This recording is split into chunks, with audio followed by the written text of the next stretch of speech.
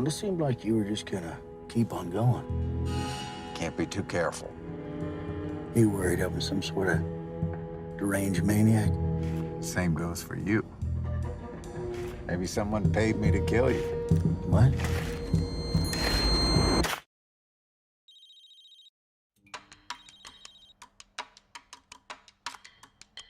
Where's LaRoy? Hi, Dylan. Thanks very much for speaking to me. Congratulations on the movie. It's fantastic. Thank you. Great. I'm glad to be here. So, I mean, the first thing I want to congratulate you on is the opening scene. Obviously, I hate to spoil this film because the opening scene, if I give anything away, just spoils your character completely. Spoils the film. But I just want to congratulate you on. I mean, you're one of the best actors when it comes to combining or balancing comedy and disquieting so well. What is your secret to getting that balance between those two so well? I don't know what it is. There's something about that I discovered early on in my career that people like to see somebody who seems like such a nice guy and then all of a sudden just goes and turns. So I do like to mess with an audience's expectations. Let's just say, let's put it that way. So, I thought it was the perfect opening scene. I was speaking to the director just the other day, and he said to me that his initial idea was for that to be a short film, that segment, the opening scene, which I said to him before that, without even knowing. I said that would have been a perfect short film. But then I said to him that I felt it was like the perfect setup for the whole film because it explains to the audience exactly what they're going to expect because they just don't know who's going to be trustworthy or not. And also this very, very dark comedy. What was it specifically about the script as a whole that pulled you in, apart from your specific character? This obviously I said you were perfectly cast for this kind of character. Well, at the time I was asked, I already knew that Steve Zahn and John Magaro were playing their roles. So I read the script and I couldn't imagine anybody but those two guys playing those roles. And indeed, seeing the film, they brought out everything that I ever hoped from seeing it. Shane has such a wicked sense of humor and also just a feel for these people and the things that drive these people and the greed, but also just getting through life and the passion of each and every day. And I loved that sense. And I also love that counterpoised against my character, who is more of a I feel lunch pail kind of guy, who's like, here's the job. You come in every day, you get the job done. Here are the things you need to do it. And every now and then there are some little dust ups or some problems that you just have to deal with along the way. And I love that about the script and about the character. I know. I'm glad that you mentioned Steve Zahn because he's another one who's whenever we see him in films, is very much a perfect balance between comedy and not overdoing the comedy so much that it feels slapstick or kind of eyeball rolling. You know, it's kind of he overdoes it, but without overdoing it, if you know what I mean. Oh yeah. Oh yeah. Steve is amazing that way. I mean, I really can't remember a film that I've seen that, well, I think that first one of the first ones that I saw that I just couldn't believe, is it called Paris, Texas? Right.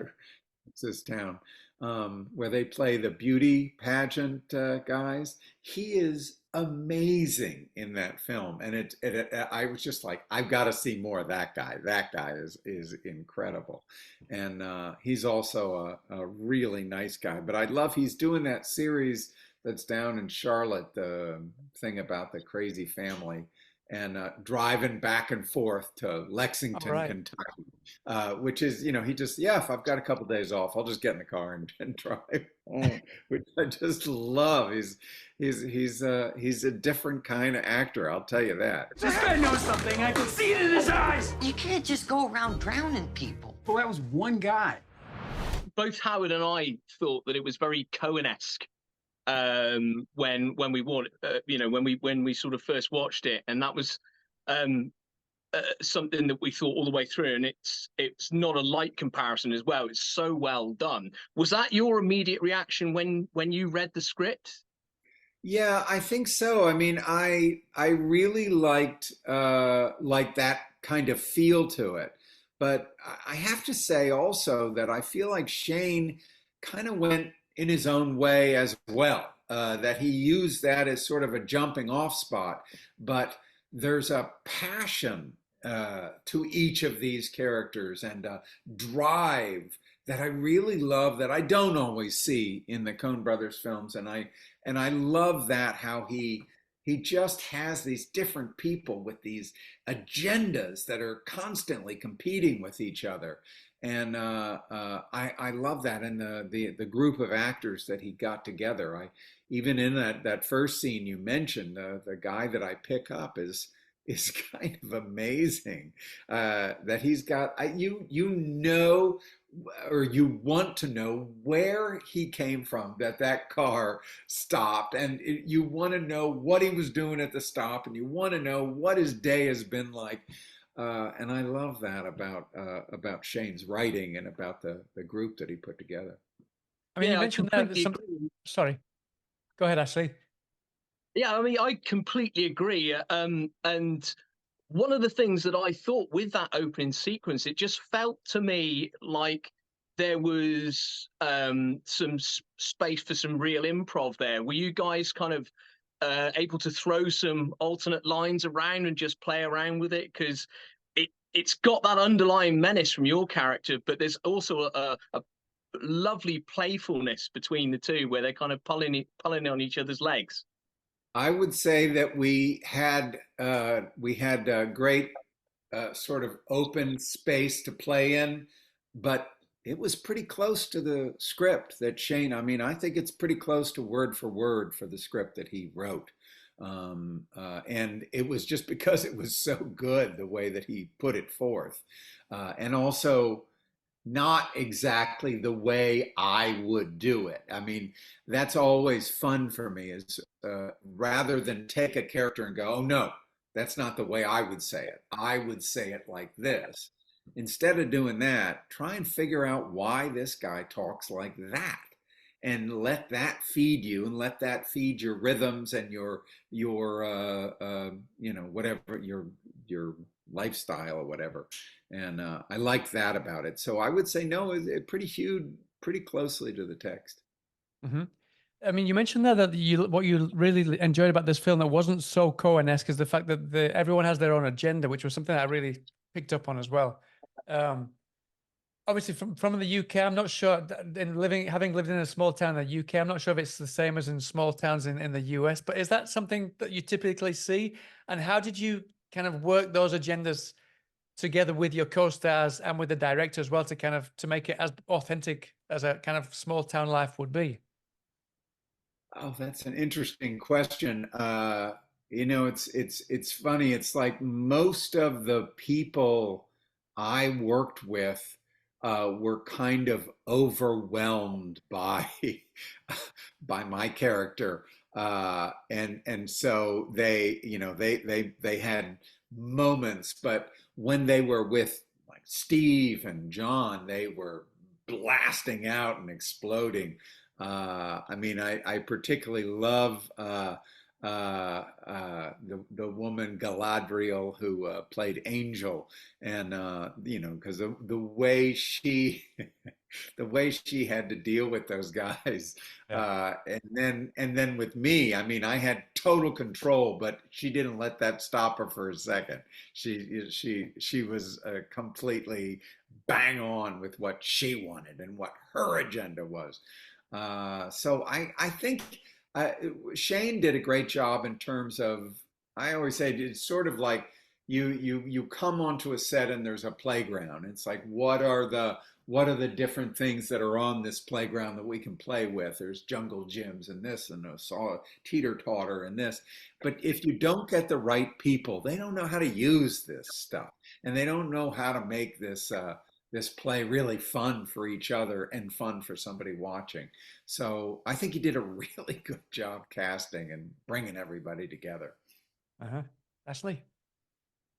Yeah, you mentioned obviously with your character. I think the word you used was can be a little bit overwhelming. One of the things that Howard mentioned was um, that he wanted to see more of your character, and I felt the same way. He was so delicious whenever he was on screen. You always wanted to see more, and we were wondering if you'd have, if the opportunity would arise, whether or not you'd be interested in maybe carrying on his own story, or maybe as a TV show. Interesting, interesting. I'll have to talk to Shane about that. I like that idea. I mean, I think he's such a sort of lunch pail, go to work, get his job done, so simple by the numbers. But of course, I think he has a deep, deep backstory that cannot show through in his life. But every now and then in his interaction with other people in the film, some of that comes out. And it's Yeah. always just a little terrifying. So I agree with you. I would like to see where this guy, maybe a prequel to the film, Exactly. kind of Yeah, definitely. where he's from, what he does, how he spends his time going around the country.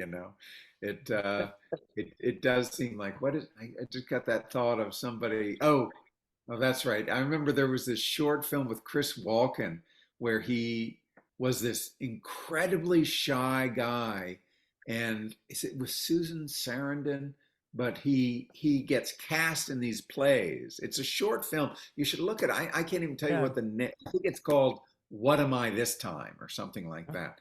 And he plays this guy so shy he can barely talk, but then he gets in these parts and he just opens up and is like and there is that inevitable moment when he's like, all right, what am I this time? Tell me what this guy. And you see him playing Stanley Kowalski. It's like, oh, it's Chris Walken, full on Stanley Kowalski, but then he just retreats after the play. She's like, let's go get a drink, and he's like, oh. So I think my guy, is a little bit like that. It's like, yeah, I do that, but that's not who I am. I'm going to go back to what I do. Well, that perfectly brings me to my next question. Would you say that you are very much the opposite of that guy as an actor? Were you behind the scenes? Were you with the rest of the cast and just natural, or did you kind of go full method and not speak to them, or? John is an old friend. I met Steve on set, and I think I met pretty much everybody else on set. But John, I've known for a long time, and so him being also one of the producers on the film, no, I would be crazy to miss that time spent off camera with those guys. I've always been that way. I've never been like I'm not going to be able to socialize with you. I think that maybe from your theatrical background, maybe because you worked on theater production. Maybe that's the way you treat other actors now, I imagine. Maybe, but even in theater, you'll find those people where all of a sudden they're like, "Oh yes, I'm sorry, I won't be able. My character would not." And it's like, well, then you're missing out because it's like Exactly. we're gonna go get a drink. What are you nuts? So brilliant, Ashley. I'm glad you mentioned like the theatre side of things, because I was looking back through the history of that, and then obviously your sort of progression into movies and stuff, and you've had a really long career, and I was wondering what that's brought to you in terms of the time that you've been doing it. How quickly are you able to slip into these characters and find them? Has that vast experience made things a lot easier for you, or do you find that it can be still sometimes be a little bit difficult to unlock a character and slide in, especially maybe someone like Harry, who's he's a cold-blooded killer, and he's got that sort of facade of normality outside. Does it help at all, that experience? Or do you still need that extra kind of? Yeah, that's interesting. I think I had been doing plays for a good 10 years, sort of non-union and all kinds of different stuff before I ever did television or film, and so I think what I learned in that time, especially going through any kind of drama school or acting class kind of situation, is that when you do get something, or if you get an audition, you have to make some quick choices. You've got to say, okay, I'm going this way. I'm going to grab this and go for it. It's a little different when you get a script like LaRoy, Texas, and a character like that, because I mean, for me, I worked a lot at the background of the guy and making sure that Shane and I were on the same page in terms of that. And my most important thing was exactly what I said, which was, I think this guy views this as a very difficult and demanding job that can only be done if you set up A, B, C, D. This is how you do it. You've got this prop, you've got this thing to use, but you're going to get it done. You're going to get the job done and succeed and get it over so that you can take off with, and with your money and go home and return to your life. And it doesn't affect your life at home at all. It's just like, get it done. And I mean, I've certainly had some roles in films where in my life where I have had to totally explore some of the most horrible things while I'm there in front of the camera. But as soon as that's over, I'm going home to my kid. I'm going home to my wife, and I don't want to bring any of that home with me. So I mean, once I was picking my daughter up at school and I was playing with her. They were all, I think all the kids were about 7 years old or something. And this other mother said, she turned and she said, oh, that guy, what is he doing here? And then she went, oh, he plays a character in a film. That's not, he's just, and she had to stop. And she told me later when she got up the courage to actually come over and tell me that. And it was just like, yeah. Well, thank you for not calling the police. Well, listen, it's a bit of a compliment as well, isn't it? Backhanded compliment at just how convincing you were. I liked it. Listen, just to finish off, because I don't want to keep you any longer. Obviously, this was Sean's first film as a feature film that is directed. I know that you have previously directed 23 Blasts back in 2013, I think it was, which was it was about the real story of Travis Freeman, who was blind and managed to overcome the challenge to play football. Having worked now with Sean, who's just directed his debut, has that given you any kind of yearning to go back into the director's chair at all? Well, I can tell you that I loved every bit of directing 23 Blast. I really enjoyed it, but I also produced it along with 2 other people. And that still wakes me up in a cold sweat and nightmare. Right. Because producing, I don't know how people do it. It is the scariest, most awful job in the world. But I mean, Shane I think he did such a great job in terms of writing it and directing it and know what he wants. And there's also that thing of how in the world am I ever going to get all of this done? How can I keep my days going and make sure we get everything in the can? So I sympathized with him in terms of that. And sometimes you just have to go, okay, we got it. We got to go on. We got to keep going. We got to keep going. But I thought he did a pretty good job. He also kept a wonderful feel of the set. Everybody felt like they were a part of it. Their ideas were listened to and everything was engaged. So I think he did a good job. Oh, he did. I'm sure he did a good job. Yeah. Listen, thank you so much for your time. I really appreciate you speaking to us, and hopefully we'll get to speak again sometime soon, maybe about another film or maybe about a mini series about Harry, mini series of Harry, the backstory. I like it. Yeah. I like it. Listen, thank you so much. Have a good day and take care of yourself. Thank you much. Good talking to you. It's important to finish things once we start them. What?